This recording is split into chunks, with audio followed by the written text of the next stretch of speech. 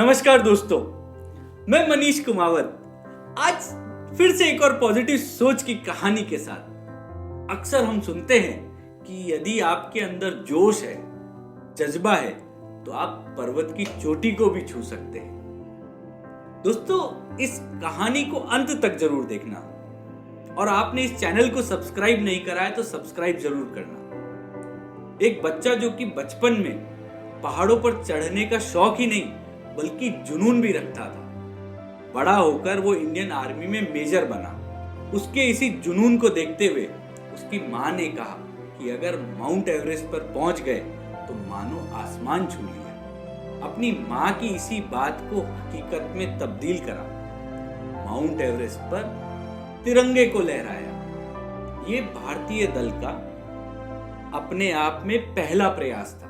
ये विश्व रिकॉर्ड लगभग 17 वर्षों तक कायम रहा। आज की ये कहानी है मेजर HPS आलूवालिया की। तो आइए दोस्तों, सुनते हैं एक और पॉजिटिव सोच की कहानी। सन 1802 में माउंट एवरेस्ट की खोज के बाद 60 के दशक के शुरुआत तक सिर्फ 3 विदेशी पर्वतारोही दल एवरेस्ट की चोटी पर पहुंचने में सफल हुए थे और 2 भारतीय अभियान फेल हो चुके थे। आजाद भारत के पहले प्रधानमंत्री पंडित जवाहरलाल नेहरू अपने जीवन काल में एवरेस्ट पर भारतीय तिरंगा फहरते हुए देखना चाहते थे। उन्हें पूरा यकीन भी था कि जल्द ही कोई भारतीय एवरेस्ट की चोटी पर तिरंगा जरूर फहराएगा। मेजर हरिपाल सिंह अहलूवालिया को तो बचपन से ही पहाड़ों से मोहब्बत थी। पहाड़ों पर चढ़ाई करना उनका शौक ही नहीं बल्कि जुनून भी था। मेजर हरिपाल सिंह का बचपन शिमला, मसूरी और देहरादून के कठिनतम पहाड़ों पर ट्रैकिंग करते हुए गुजरा।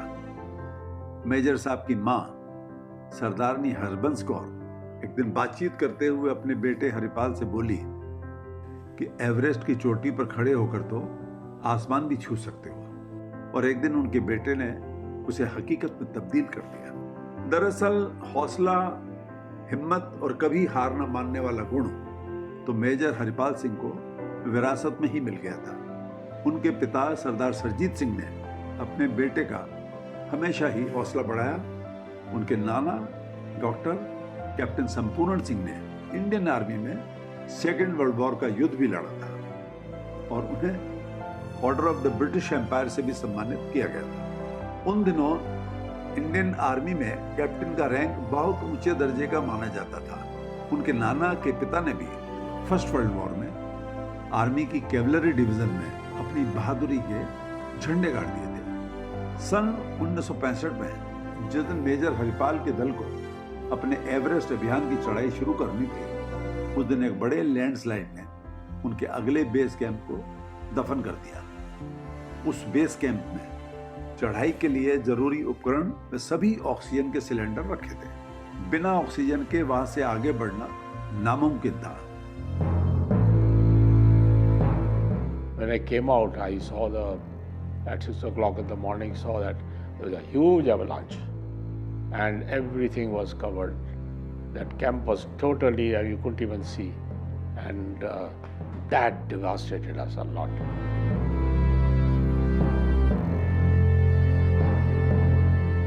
Because we were not worried about the tent or anything else, only the oxygen cylinder. About 19-20 cylinders were buried. So nobody could go up. So then the leader had a hard choice to make. He said that, look, it is not possible and we need to wind up the camp now. मौसम की भविष्यवाणी भी अच्छी नहीं थी। Major Haripal Singh किसी भी कीमत पर हार मानने को तैयार नहीं थे। उन्हें तो एवरेस्ट की चोटी पर पहुंचना था। वे 5 शेरपाओं को साथ लेकर बर्फ में दबे उपकरण व ऑक्सीजन सिलेंडर की तलाश में निकल पड़े। कई घंटों की थकावट और व्यर्थ की खुदाई के बाद अचानक एक मेटल टाइप की चीज से टकराने का एहसास हुआ। वो तो ऑक्सीजन सिलेंडर निकला और फिर एक के बाद एक सिलेंडर मिलते चले गए। But then, kept on digging for 2 hours, couldn't get anything. Then suddenly my axe hit on a cylinder. Ting, that sound came. That was very, I knew it is oxygen cylinder. Major Haripal Singh खुशी से झूम उठे और उन्हें एक strong सी feeling आई कि अब उन्हें इस अभियान की सफलता से कोई नहीं रोक सकता। So then Phudorji was lined up with me, and we together stepped on the summit. It was around minus 30 degrees at that time, but there's a job to be done when you're on the summit. Certain photographs you have to take from north, south, etc. Because on Everest, if I don't take the pictures, people can say you haven't not done. और आखिरकार 29 मई 1965 को उनके 9 members के दल ने सफल अभियान के तहत माउंट एवरेस्ट पर तिरंगा फहराया। यह एक विश्व रिकॉर्ड था जो कि 17 बरस तक कायम रहा। इस अभियान के तुरंत बाद मेजर एलूवालिया अपनी आर्मी यूनिट पर लौट आए। कश्मीर में 1965 के युद्ध में लड़ते हुए एक गोली उनकी गर्दन में लगी, जिससे उनकी रीढ़ की हड्डी में चोट लग गई। उसकी वजह से उनके शरीर का निचला हिस्सा पैरालाइज्ड हो गया। उस समय देश में रीढ़ की हड्डी की चोट का इलाज नहीं था, इसलिए वे इलाज के लिए इंग्लैंड चले गए। अच्छे इलाज और विल पावर की वजह से जल्दी ही बैसाखी के सहारे चलने लगे। उन्होंने महसूस किया कि रीढ़ की हड्डी की चोटों के ऐसे हजारों केस होते हैं और हर आदमी विदेश जाकर अपना इलाज नहीं करवा सकता। उन्होंने भारत का पहला स्पेशलाइज्ड स्पाइनल केयर सेंटर शुरू करने की योजना बनाई और उस पर काम शुरू कर दिया। एक अस्पताल बनाने के लिए बड़ी मात्रा में धन जुटाना, जमीन खरीदना, सही प्रशिक्षित स्टाफ ढूंढना, मान्यता प्राप्त करना इतना आसान नहीं होता है। इन सभी चीजों में 20 बरस लग गए और अंत में पूर्व प्रधानमंत्री श्री राजीव गांधी ने 30 मार्च 1989 को नई दिल्ली में भारतीय स्पाइनल इंजरी सेंटर की नींव रखी, जो कि भारत का पहला सेंटर था।